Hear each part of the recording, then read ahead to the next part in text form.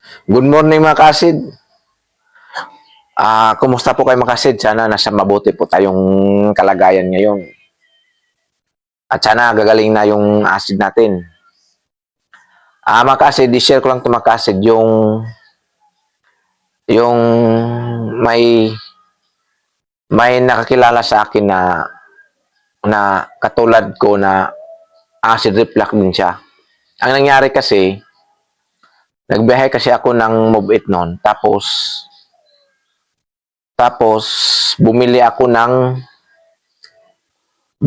ng Skyflex kasi gusto ko mag-snack. Ngayon, nung bumili ako sa tindahan,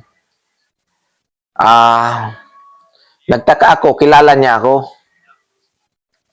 Yun pala, kilala niya ako.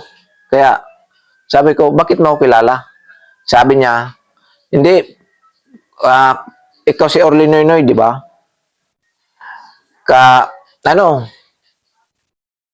Followers mo ako sa YouTube mo. Pinapanood ko yung acid reflux mo. Akin ko, ay, ikaw?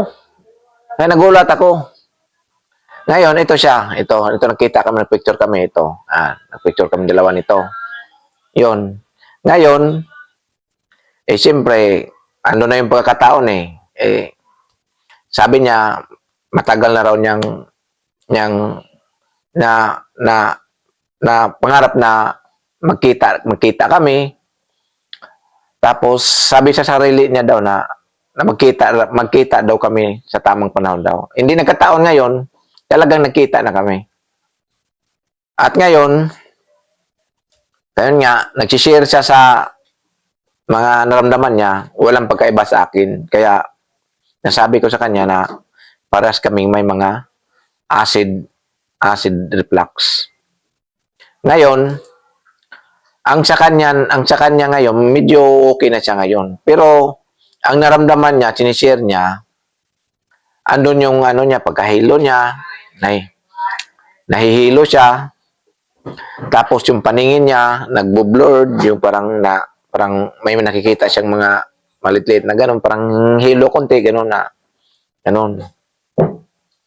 Tapos, siya, mabilis siyang hingalin. At minsan, mabilis siyang hingalin, tapos, daw siya, yung parang mabilis siyang matakot, lalo na pag may narinig siya na hindi maganda sa mga pinag-usapan, na example na, halimbawa na may nangyari na hindi maganda sa mga katawan natin, o sa may narinig siyang balita tungkol sa, example, may namatay, ganun, may disgrasya, yan, natatakot na siya dyan kasi baka akala niya, yan, baka siya yung susunod na mangyari na ganun. O, ganun din nangyari ko dati. Ganun, kaya sabi ko, paras tayo ng naramdaman, kaya acid lang yan. Kailangan lang labanan natin kasi wala talaga tayong magawa niyan. Kasi nga, umatake kundi relax lang tayo Kaya yon, nag-usap kami, tapos kaso maraming bumibili sa tindahan niya, busy siya, kaya yun lang ang napag-usapan namin na tungkol sa naramdaman niya na nahihilo siya, tapos minsan takot siyang pag kumakain siya, matakot siya kasi nga mag-iba na yung pakiramdam niya, nagbo-blurred yung paningin niya, tapos sumasakit yung ulo niya palagi, tapos yung tiyan niya, tapos pag gumalaw siya, mabilis siyang hingalin, tapos yung makarinig siya ng mga hindi magandang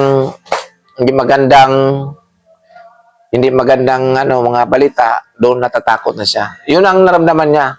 Pero noon yun, pero ngayon parang control na niya, naging okay na siya ngayon kasi nakita ko naman yung katawan niya, medyo malaki-laki na Kaya yun, hanggang dito lang na mga kasid. Maraming salamat.